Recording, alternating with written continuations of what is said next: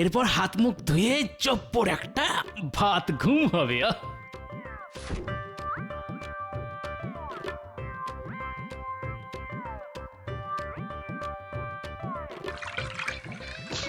আরে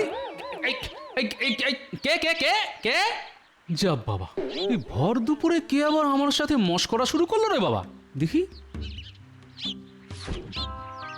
প্রিয় গোপাল, আমি তোমার শুভাকাঙ্ক্ষী, তাই বলছি তুমি যদি বাঁচতে চাও তাহলে আজ রাতে বাড়ির বাইরে কাটাও, নইলে তোমার প্রাণহানিও হতে পারে। আর এই চিঠির কথা কাউকে জানিও না। চিঠি পড়া হয়ে গেলে চিঠিটা নষ্ট করে দিও। কাউকে এই চিঠির কথা জানিও না, না হলে বিপদ বেড়ে যেতে পারে। এটি তোমার শুভাকাঙ্ক্ষী। এই মরেছে, আমার আবার কি বিপদ? আর কেই বা আমার শুভাকাঙ্ক্ষী? লেখাটা তো দেখে বেশ পাকা হাতের লেখা মনে হচ্ছে। না, নাতি নাতনিদের তো এত সুন্দর হাতের লেখা নয়। না বাবা, সাবধানে থাকতে হবে। আর রাতে বাড়ির ভেতরে থাকলে যখন বিপদ, তখন ঘরে থাকা চলবে না।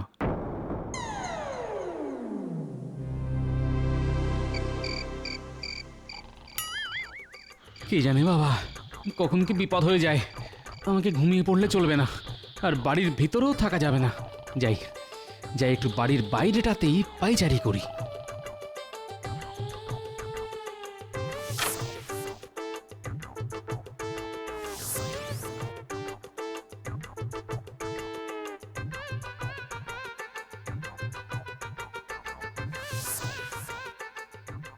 এই কে কে কে?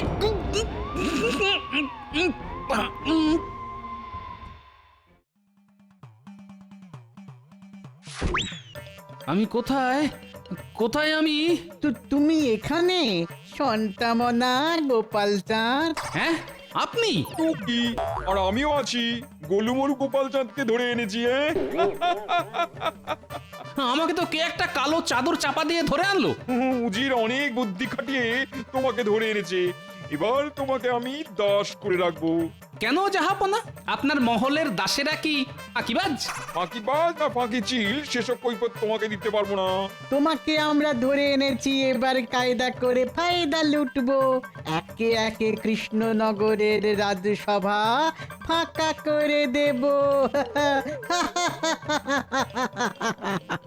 শোনো গোপাল, তুলে যখন এনেছি তখন অতিথি আপ্যায়ন তো করতেই হবে। তাই আমি ঠিক করে নিয়েছি, কি ঠিক করেছেন জাহাপনা? তুমি তুমি আমার বাগানের মালির কাজ করবে। একজন মালি রয়েছে, তুমি হবে দ্বিতীয় মালি। এতদিন কৃষ্ণনগরে ফুল ফুটিয়েছো, এবার মুর্শিদাবাদে ফোটাবে।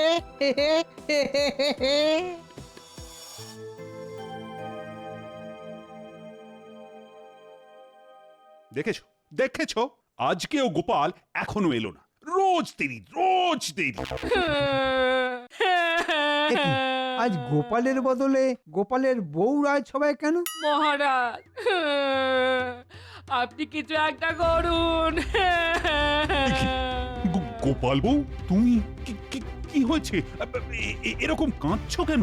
মহারাজ, গোপাল বাড়ি ছেড়ে চলে গেছে। সে কি? কবে, কখন? কালকে রাতে। তোমাদের মধ্যে কি এর মধ্যে কোনো ঝগড়াঝাঁটি হয়েছিল? না মহারাজ। তুমি একদম চিন্তা করো না গোপাল বউ, গোপাল নিশ্চয়ই ফিরে আসবে। মন শান্ত করো এখন।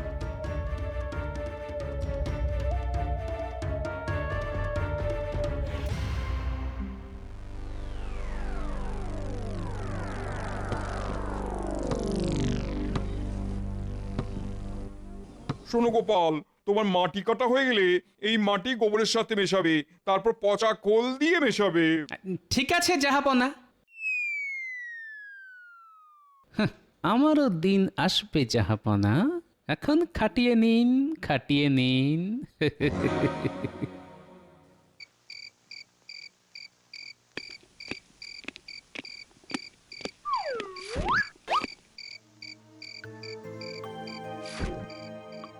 প্রিয় মন্ত্রীমশাই, আমি আপনার শুভাকাঙ্ক্ষী, তাই বলছি আপনি যদি বাঁচতে চান তাহলে আজ রাতে বাড়ির বাইরে কাটান, নইলে আপনার প্রাণহানিও হতে পারে।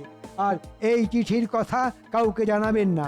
চিঠি পড়া হয়ে গেলে চিঠিটা নষ্ট করে দিন। কাউকে এই চিঠির কথা জানাবেন না, নইলে বিপদ বেড়ে যেতে পারে। ইতি আপনার শুভাকাঙ্ক্ষী। ও বাবা, সে কি? রাতে ঘরের ভিতরে থাকলে বিপদ? না বাবা, আমি আজকে বাইরেই রাত কাটাবো। হ্যাঁ।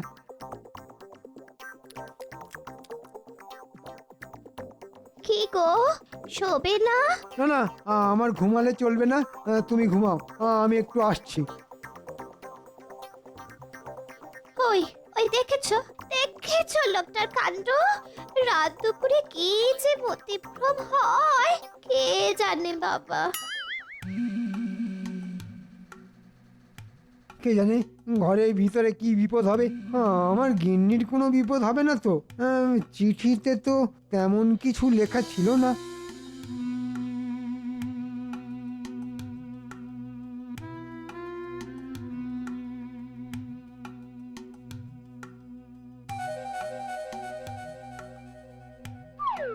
এই, এই, কে কে কে?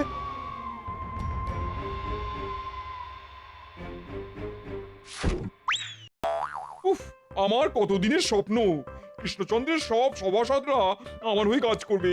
আজ সেই স্বপ্ন একে একে পূর্ণ হতে চলেছে। হ্যাঁ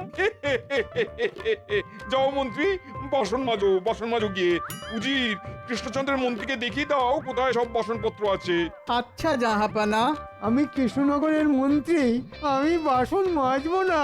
বাবা, এ তো দেখছি একটু বেশি কথা বলছে। আমি বাসন মাজবো না বললেই হলো? আমি তোমাকে নিয়ে মোট 9 জন কৃষ্ণচন্দ্রের সভাসদকে এখানে নিয়ে আসবো। তোমরা সবাই আমার দাস হয়ে থাকবে। যাও গোপাল, তুমি কাজে যাও। ওদিকে মালি তোমার জন্য অপেক্ষা করছে। ধুত্তেরি, ভাল লাগে না। চলুন মন্ত্রী মশাই, আপনাকেও একটু কাজকর্ম দেখিয়ে দিই। হ্যাঁ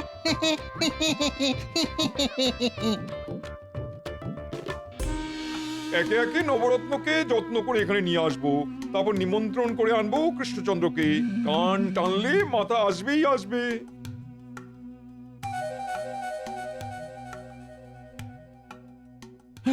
এ কি বলছো তুমি?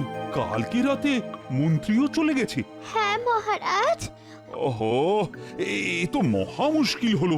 ও গো, তুমি কোথায় গেলে গো? আমি তো তোমাকে ছাড়া পড়ে যাব গো।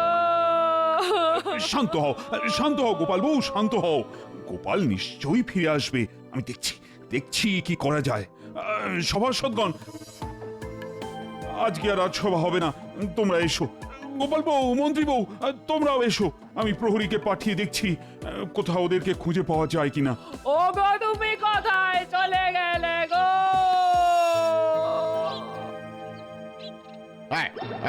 এদিক ওদিক ঘুরছো কেন? হ্যাঁ, চুপচাপ যে কাজটা করতে বলা হয়েছে সেগুলো করো। করছি করছি করছি তো, এই করছি। আচ্ছা মালি ভাই, আমি বলছি কি, ওই 10টা মতো তাল গাছ ন্যাড়া কেন? কদিন আগে এখানে খুব ঝড় জল হয়, অনেক বাজও পড়ে, আর তাতেই বাজ পড়ে এই তাল গাছগুলো জ্বলে গেছে, বুঝেছো? ও নাও নাও নাও, কাজ করো কাজ করো কাজ করো, ঝটপট মাটিগুলো খোলের সাথে মিশিয়ে ফেলো। কি দুর্গতি হলো ভগবান! এখন আমাকে এঁটো বাসনপত্র মাজতে হচ্ছে।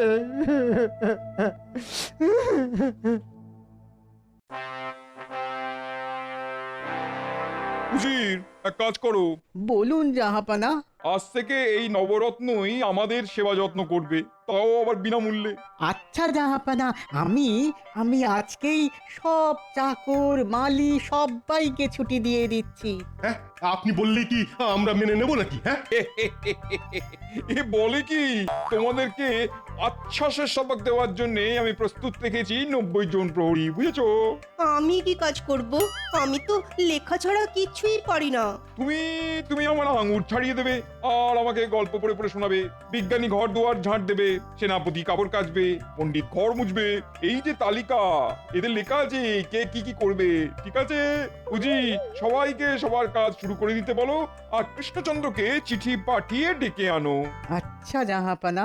হে ঈশ্বর, এ আমি কি জাতা কলে পড়লাম! হায় হায় হায়, আমার এ কি সর্বনাশ হলো! একে একে সব সভাসদেরা উধাও হয়ে গেল। এবার তো পুরো রাজ্যটাই রসাতলে চলে যাবে। নবাবের পত্র আছে মহারাজ। হ্যাঁ? এখন আবার নবাবের চিঠি? কই কই দেখি দেখি। প্রিয় কৃষ্ণচন্দ্র, আমি তোমার 9 সভাসদকে আমার কাছে আটকে রেখেছি। আমি ঘোড়া পাঠিয়ে দিয়েছি, চটপট চলে আসো। আর যদি না আসো তাহলে তোমার 9 সদস্য ঘ্যাচাং। সে কি নবাব বাহাদুর সবাইকে আটকে রেখেছে? আমাকে আবার এক্ষুনি যেতে হবে, কিন্তু যাওয়ার আগে দাঁড়াও দাঁড়াও দূত, আমি রানীকে একটু জানিয়ে আসছি।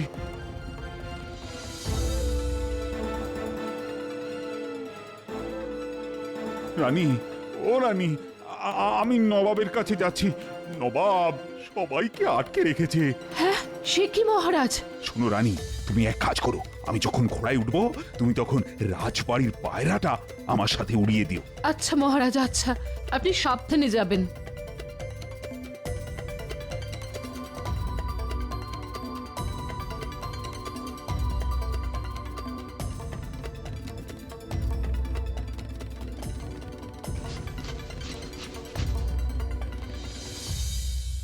আরে কৃষ্ণচন্দ্র, এসো এসো এসো, তোমার জন্যই তো অপেক্ষা করছিলাম।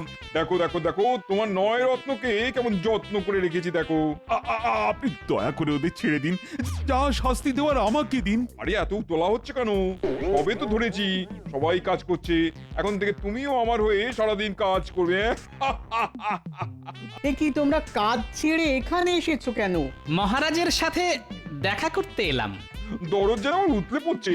আজ থেকে তোমরা 10 জন আমার হাতে বন্দি। ও গোপাল, তোমার তো অনেক বুদ্ধি, তুমি আমাকে নবাবের হাত থেকে ছাড়িয়ে দাও না গোপাল। দেখুন নবাব বাহাদুর, ইচ্ছে করলে আমি শুধু মন্ত্রী কেন 10 জনকে একসাথে আপনার মহল থেকে ছাড়িয়ে নিয়ে যেতে পারি। শুধু এই 10 জন না, সাথে আপনাকেও তুলে নিয়ে যেতে পারি। কি বলুন, বাজি রাখবেন নাকি? কি বললে গোপাল? তোমার এত বড় সাহস, তুমি আমার সাথে বাজি রাখতে চাইছো? এত তো প্রহরীর ভয় দেখান, এবার আপনি বলুন তো, আপনার কত সাহস আছে? আমি ইচ্ছে করলেই পালাতে পারি। আপনার এত প্রহরী না কোনো ব্যাপারই না আমার কাছে, বুঝলেন?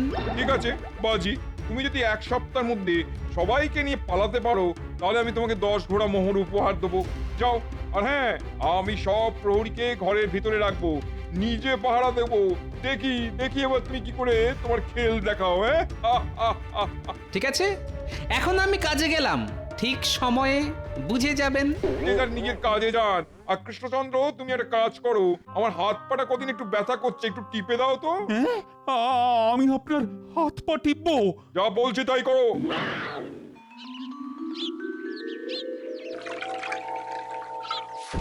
আরে, এ তো দেখছি রাজবাড়ির পায়রা। বুদ্ধি এসেছে।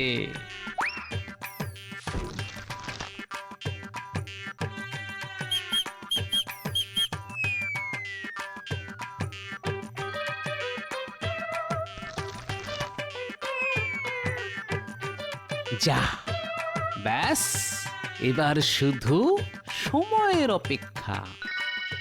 ও গোপাল, গোপাল, আমরা এই জাঁতাকল থেকে বেরোতে পারবো? মহারাজ, আমি যখন একবার কথা দিয়েছি তখন কথার খেলাপ করব না। শুধু আপনি অপেক্ষা করুন, আর আমাদের মধ্যে যা আলোচনা হবে তা একদম আমরা ছাড়া বাইরে কাউকেই পাঁচকান করবেন না। আচ্ছা, ঠিক আছে।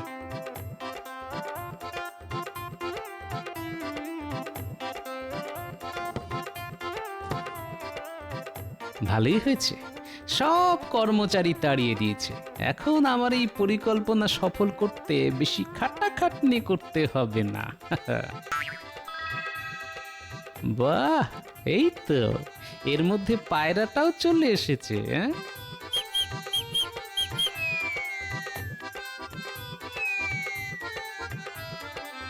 আজকে রাতের মধ্যে সব কাজ হয়ে যাবে দাদু, তুমি কোনো চিন্তা করো না। ইতি ন্যাপলা গুলটে পুঁটি, সাবাস, এই তো চাই।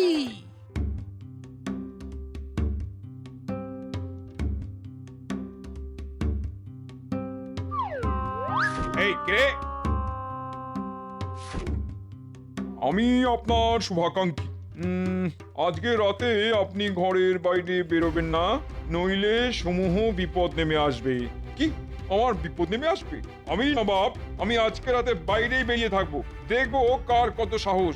যতদূর মনে হয় নিশ্চয়ই গোপালের কাজ। ঠিক আছে গোপাল, দেখবো তুমি কি করতে পারো। কি সবাই প্রস্তুত তো? আমার ওদিকে সব সাজানো হয়ে গেছে। সেনাপতি, সব মনে আছে তো? সব মনে আছে।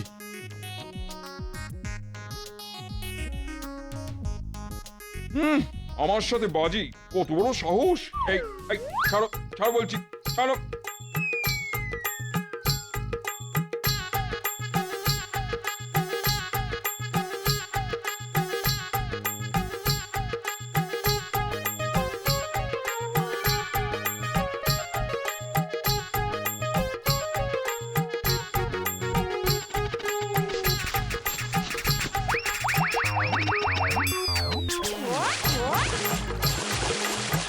ওরে, এ তো মনে হচ্ছে জলে এসে পড়লাম রে।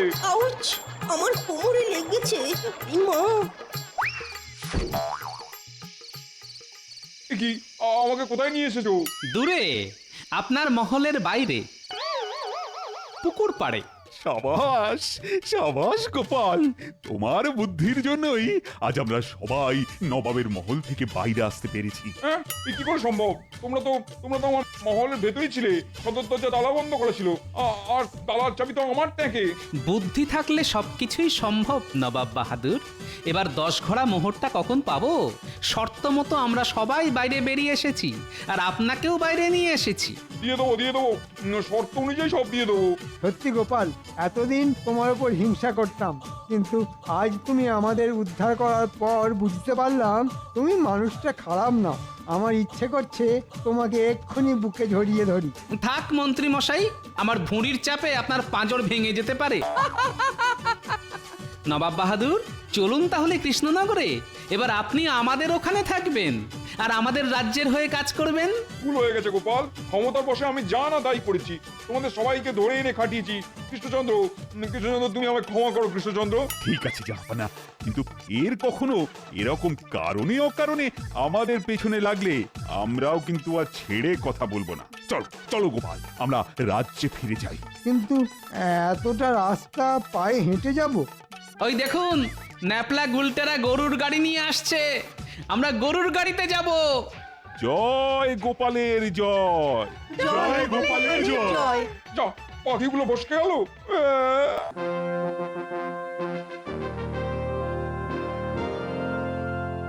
না, আমার এই জীবনটা আর নবাবী জীবন রইল না, একদম একদম ছাপোষাই রয়ে গেল।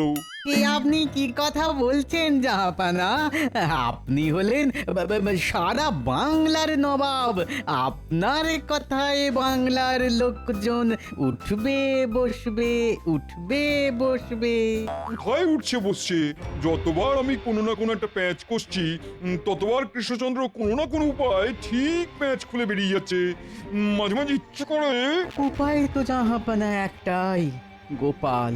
ওই গোপাল যতদিন কৃষ্ণচন্দ্রের কাছাকাছি আছে ততদিন কোনো বিপদই কৃষ্ণচন্দ্রের ছায়াও মারাতে পারবে না। ঠিক বলেছো, বেড়া কৃষ্ণচন্দ্রকে আচ্ছা করে জাঁতা করলে ফেলতে হবে, তারপর আমার এখানে চাকর বাকরের মতন খাটাবো। কিন্তু তার আগে গোপালকে সোজা করতে হবে। একটা কথা জানেন তো জাহাপানা, কান টানলে মাথা আসে। ঠিক বলেছো, একে একে সব সভাসদদের ছলে বলে কৌশলে আমার মহলে নিয়ে আসবো, আর চাকর বাকরের মতন খাটাবো, আর সবার শেষে আসবে কৃষ্ণচন্দ্র। উজির, একটা জব্বর দেখে মতলব ভেজে ফেলো তো, বেড়াদের সব কটাকে এক এক করে কবজা করার মতলব, বুঝেছো? কুটবুদ্ধি আর মতলব আমার মাথার মধ্যে সবসময় কিলবিল কিলবিল করছে জাহাপানা। আপনি আদেশ করলেই টুক করে বের করে দেব। তাহলে আর অপেক্ষা কিসের? ঝুলি থেকে ধরি, কুড়ি থেকে মতলব বের করে কাজ শুরু করে দাও।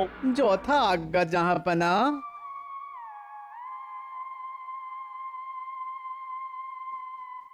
বুঝলে, আজ আমরা সবাই যুদ্ধ এবং আপৎকালীন পরিস্থিতি নিয়ে আলোচনা করব। মহারাজ, আমি শিল্পী মানুষ, আমার না ওরকম যুদ্ধ টুদ্ধ একদম ভাল লাগে না, পচা। তো তোমাকে কে বলেছি যুদ্ধ করতে?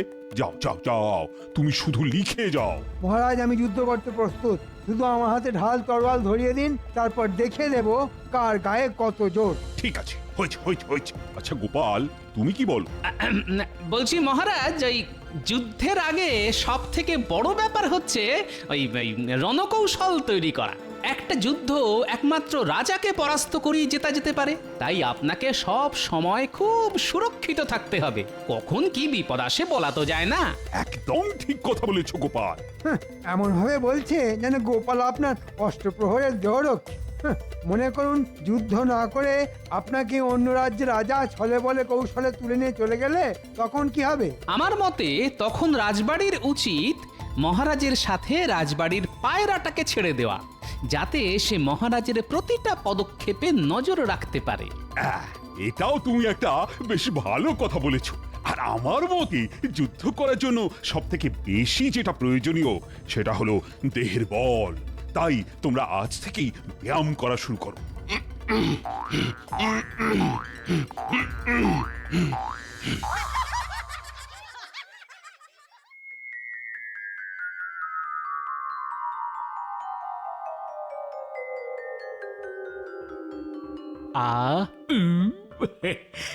আ